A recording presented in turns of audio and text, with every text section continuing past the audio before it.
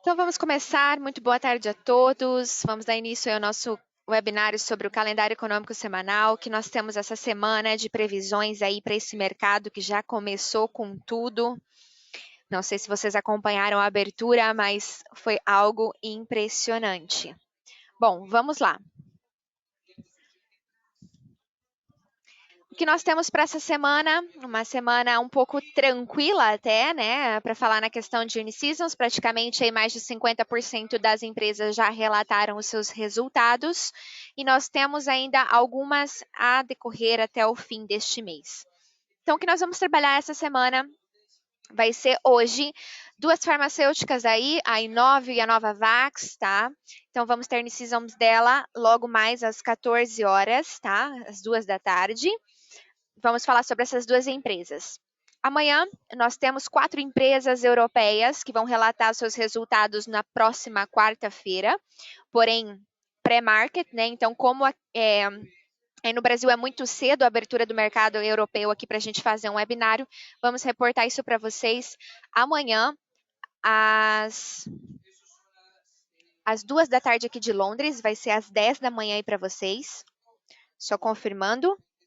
Isso mesmo, às 10 da manhã para vocês. E também depois nós vamos ter a ShotSpotter, que é uma empresa americana, né? Vamos falar sobre ela às 2 da tarde aí para vocês também.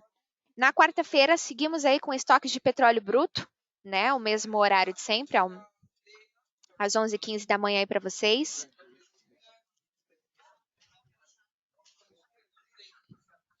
Temos earnings season, Toyota Motors e Alibaba também reportando seus resultados na quarta-feira, o mesmo horário de sempre, às 2 da tarde. E na quinta-feira, para fechar nossa semana de resultados, vamos falar sobre Coinbase, né? Essa gigante aí que mexeu e movimentou bastante o mercado. Vamos falar sobre ela, vai reportar os seus resultados na quinta. Então, temos essa gigante aí do mercado de criptomoedas para falar na quinta-feira.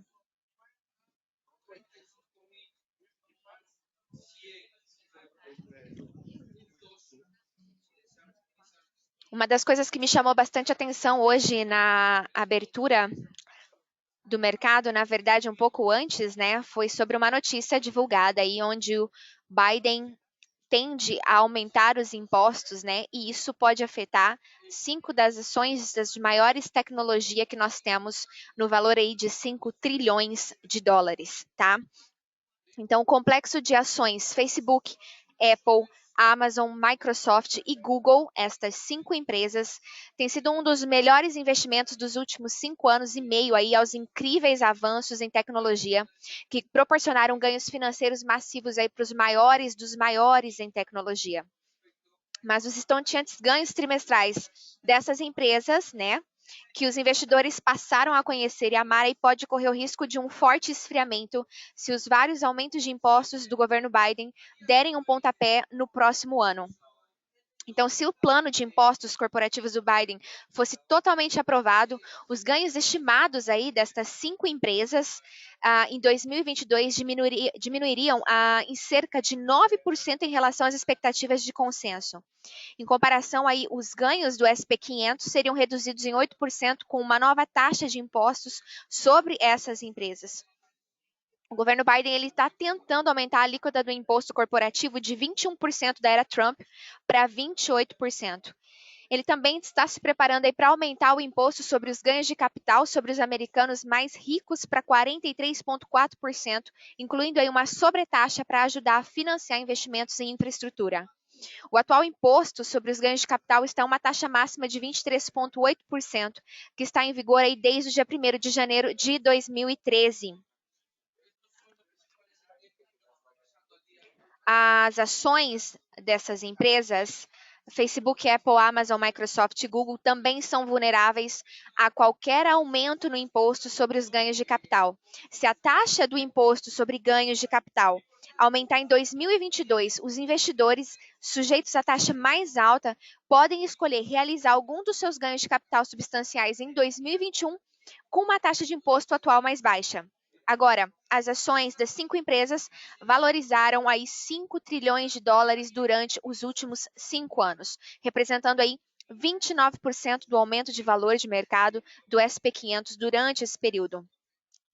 Os planos de reforma tributária propostos pelo presidente Biden aumentariam as taxas de impostos corporativos e de ganhos de capital e também representam possíveis fontes de risco para essas ações destas 5 empresas. Basta dizer aí que os amantes dessas ações parecem mal preparados aí para mudar a dinâmica dos resultados financeiros sob uma nova administração. Essas 5 ações sozinhas respondem por 21% da capitalização do índice SP500. Isso não é apenas significativamente mais do que a média de longo prazo de 14%, mas também os 18% encontrados no pico da bolha de uma tecnologia do ano de 2000. Então, tem muita coisa para rolar e que vai chamar muita atenção se isso realmente for aprovado para entrar em execução no ano de 2021 e a gente fica aí aguardando mais notícias sobre isso. A negociação dos futuros também de ações é misturada com essas ações de tecnologia sob pressão, né? O que está acontecendo justamente por conta dessas 5 empresas. Então, os futuros de ações eles tiveram uma abertura mista nessa segunda-feira no mercado, com as ações de tecnologia sob mais pressão, já que os investidores avaliam o risco aí de que uma inflação mais alta durante a recuperação da pandemia possa pesar sobre os nomes do alto crescimento. Cada contrato no SP500, também no Dow, avançou aí depois que ambos os índices fecharam a sessão de sexta-feira em máximas históricas. O Nasdaq caiu 0,4%, revertendo alguns dos ganhos de sexta-feira. Em outro lugar, o Ether, né, o token criado aí do Blockheim Ethereum, estabeleceu um recorde histórico aí de mais de $4.000, com base em uma alta que dobrou os preços da segunda maior criptomoeda desde o início de abril. Os preços do Bitcoin caíram ligeiramente, aí pairando abaixo dos $58.000. Os investidores eles têm se concentrado aí nas perspectivas de inflação durante a recuperação econômica e decorrente da pandemia do coronavírus, com um aumento na demanda durante as reaberturas, o que pode levar aí a um aumento nos preços. Isso poderia, por sua vez, levar aí o Federal Reserve a apertar as políticas e, em conjunto, também arriscaria pesar nas avaliações de ações de crescimento de longa duração, como os das empresas de tecnologia especialmente. O relatório de empregos, né, extremamente decepcionante de sexta-feira, pelo menos temporariamente atenuou aí as preocupações dos traders, com o fracasso visto aí como combustível para as afirmações dos legisladores de que uma recuperação econômica total ainda está longe. Mas, com os preços das commodities avançando e uma série de grandes empresas citando o aumento dos preços dos insumos e também do usuário final, devido ao descompasso entre a oferta e a demanda, as preocupações inflacionárias devem permanecer aí um tema-chave para que os investidores acompanhem nos próximos meses.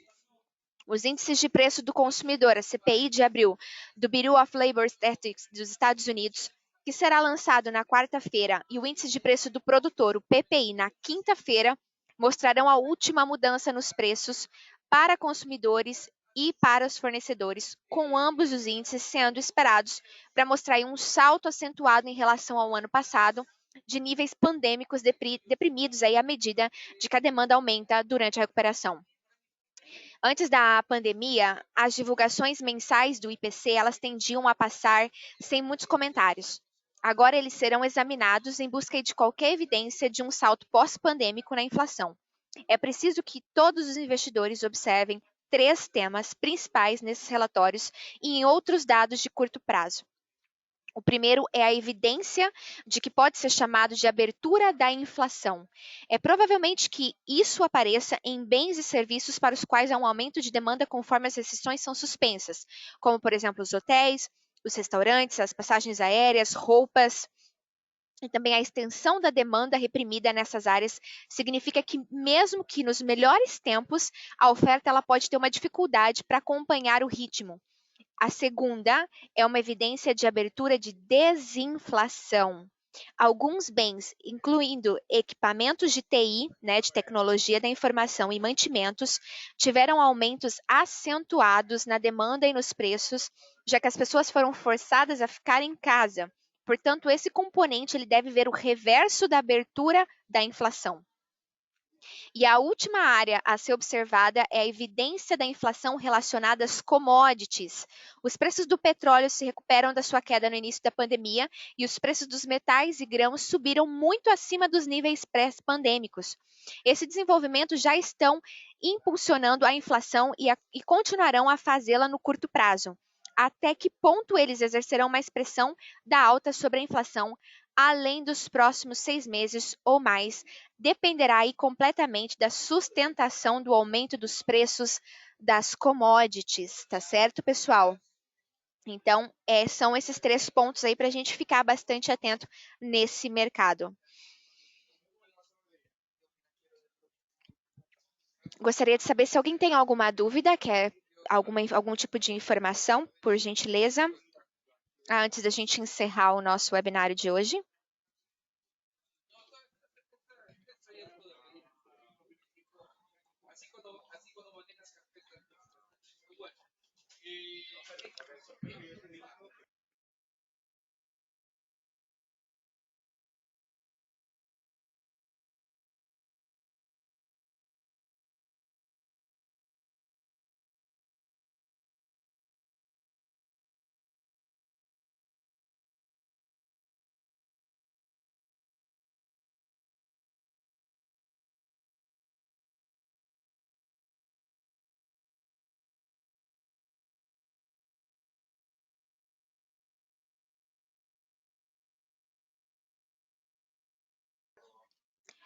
Já que ninguém tem nenhuma dúvida, eu vou encerrar o nosso webinário aqui, convidando vocês para participar do nosso Earning Seasons logo mais às 2 horas da tarde.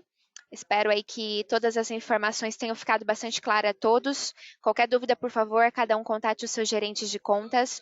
Eu desejo a vocês uma excelente semana de ótimos resultados e a gente vai se falando. Até mais, pessoal. Uma boa semana. Tchau, tchau.